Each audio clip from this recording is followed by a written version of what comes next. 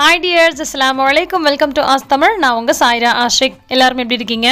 ஒரு ஹாப்பியான மூமெண்ட் அவங்க கூட நான் ஷேர் பண்ணிப்பேன் அப்படின்னு சொல்லி ஒரு சில வீடியோக்களை நான் சொல்லியிருந்தேன். அந்த ஹாப்பியான விஷயம் இதுதாங்க. பார்த்தாலே உங்களுக்கு தெரிஞ்சிருக்கும். ஃபைனலாக நம்ம சொந்த வீடு கட்டியாச்சு. ஒரு சொந்த வீடு அப்படின்றது எல்லாருக்குமே ஒரு மிகப்பெரிய கனவாக இருக்கும். அந்த மாதிரி தான் எங்களுக்கும். சின்னதோ பெருசோ நமக்குன்னு ஒரு சொந்த வீட்டை அதுவும் நம்மளே முன்ன நின்று பார்த்து கட்டுறது அப்படின்றது உண்மையிலேயே மிகப்பெரிய விஷயம். நானும் என்னுடைய கணவரும் சேர்ந்து ஒவ்வொன்றும் பார்த்து செஞ்சுருக்கோம். இதை விட வசதியாக இருக்கிறவங்களுக்கு இது ரொம்ப சாதாரணமான விஷயமா தெரியலாம். சிலருக்கு இதுவே கூட ஆடம்பரமாக தெரியலாம். எங்களுடைய தேவைக்கு ஏற்ற மாதிரி, எங்களுடைய ஆசைகளுக்கு ஏற்ற மாதிரி ஒவ்வொரு விஷயமும் பார்த்து செஞ்சுருக்கோம். இந்த ஒரு வீடு கட்டினதுலேயே பார்த்தீங்கன்னா எங்களுக்கு நிறைய எக்ஸ்பீரியன்ஸ் இருக்குது.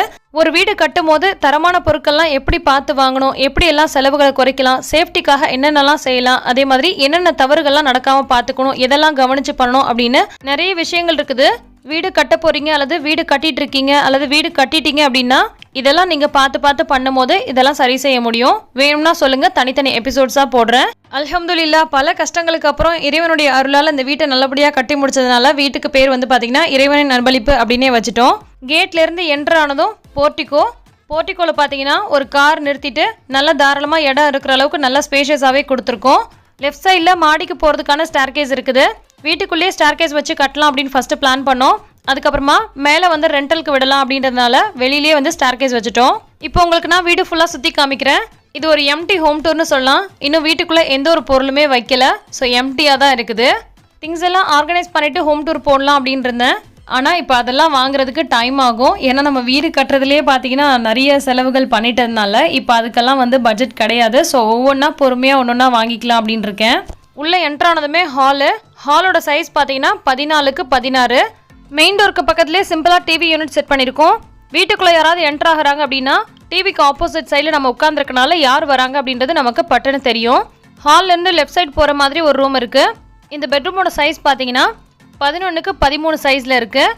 பெட்ரூமில் வார்ட்ரோப் செட் பண்ணுற மாதிரி இருந்தால் காஸ்ட்டு ரொம்ப அதிகமாகும். அதனால் ஷெல்ஃபை வந்து கடப்பால் போட்டுட்டு அதை ப்ளைவுட் வச்சு க்ளோஸ் பண்ணியிருக்கோம். ஸோ பார்க்குறதுக்கும் நீட்டாக இருக்கும். ரூமில் இருக்கக்கூடிய லாஃப்ஸையுமே இந்த மாதிரி ப்ளைவுட் வச்சு க்ளோஸ் பண்ணியாச்சு. பெட்ரூம்லேயே ஒரு அட்டாச் பாத்ரூம் இருக்குது. இதோட சைஸ் பார்த்தீங்கன்னா 4க்கு 7 சைஸில் இருக்குது. ரொம்ப சிம்பிளாக அதிகமாக இடம் விடாமல் கரெக்டான ஸ்பேஸில் இருக்குது. ரொம்ப அதிகமாகவும் இருக்காது, அதே நேரத்தில் ரொம்ப குறுகலாகவும் இருக்காது. இந்த பாத்ரூம் மேலே மச்சி ரூம் வருது. அதனால ஹைட் ரொம்ப ஜாஸ்தியாக இருக்காது. வீட்டுக்கு உள்ளேயும் சரி வீட்டுக்கு வெளியும் சரி இன்னும் கொஞ்சம் வேலைகள்லாம் செய்ய வேண்டியிருக்குது. அதனால் உங்களுக்கு பார்க்கும்போது கொஞ்சம் அன்ஃபினிஷ்டாக இருக்கிற மாதிரி இருக்கும்.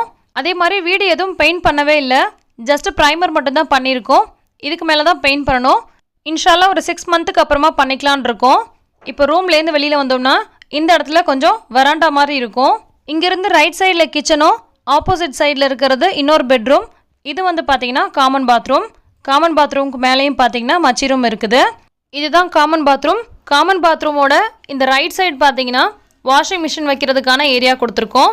ஸோ ஹால்லேருந்து காமனாக எல்லாருமே அக்சஸ் பண்ணுறதுக்காக காமன் பாத்ரூம் ஒன்று கொடுத்துருக்கோம். இந்த பாத்ரூம் போகிற என்ட்ரன்ஸ்லேயே பார்த்தீங்கன்னா ஒரு வாஷ் பேஷனும் ஒரு மிரரும் செட் பண்ணியிருக்கோம். காமன் பாத்ரூமோட சைஸ் பார்த்தீங்கன்னா 5க்கு 7. இதில் இந்தியன் டாய்லெட் கொடுத்துருக்கோம். இதுலேயும் பார்த்தீங்கன்னா மேலே நமக்கு அந்த மச்சி ரூம் வரதுனால ஹைட் வந்து ரொம்ப ஜாஸ்தியாக இருக்காது. பாத்ரூம் ஃபிட்டிங்ஸ்லாம் ஜாக்வாரில் தான் வாங்கியிருக்கோம். ரொம்ப கச்சன்னு இல்லாமல் சிம்பிளாக கொடுத்துருக்கோம்.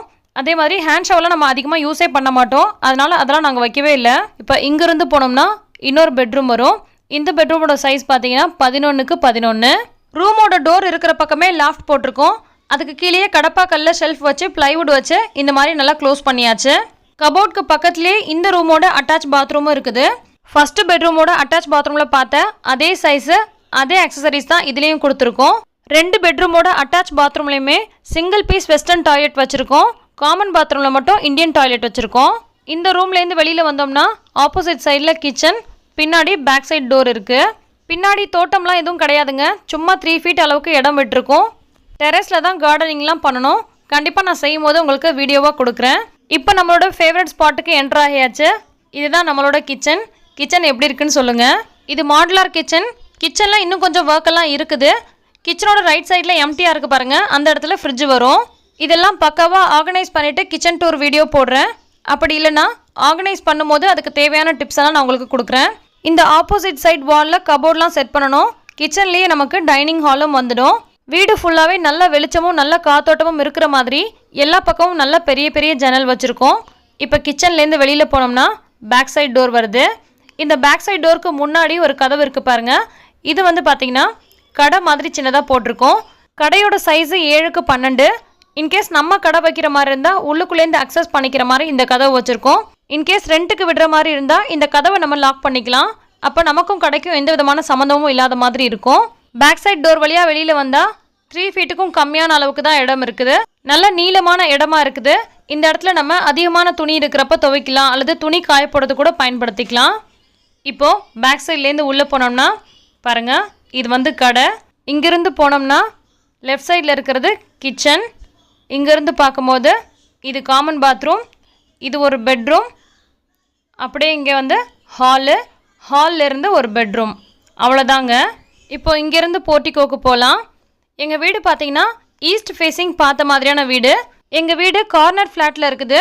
ஸோ வீட்டோட ஃப்ரண்ட்லேயும் ரோடு வருது, வீட்டோட சைட்லேயும் ரோடு வருது. போர்ட்டிகோவில் டெரஸ்க்கு போகிறதுக்கான ஸ்டேர் கேஸ் இருக்குது. வீட்டுக்குள்ளேயே நம்ம ஸ்டெப்ஸ் வச்சு கட்டுற மாதிரி இருந்தால் இன்கேஸ் நம்ம ஃப்யூச்சரில் ரெண்ட்டுக்கு விடுறோம் அப்படின்னு சொன்னால் அதை பண்ண முடியாது. அதனால் நாங்கள் வெளியிலே வந்து ஸ்டேர் கேஸ் வச்சுருக்கோம். மாடியிலலாம் கொஞ்சம் நிறைய வேலை இருக்குது. இப்போதைக்கு அன்ஃபினிஷ்டாக தான் இருக்குது. இன்ஷால்லா வேலையெல்லாம் முடிஞ்சதுக்கப்புறமா கார்டனிங் செட் பண்ணலான் இருக்கேன். ஒவ்வொரு பக்கமும் ஒவ்வொரு மாதிரி, ஒரு சைடு ஃபுல்லாகவே வந்து பூச்செடிகளும், ஒரு சைடு வந்து பழ வகைகளும், இன்னொரு சைடு ஃபுல்லாக காய்கறியும் போடலான்னு இருக்கேன்.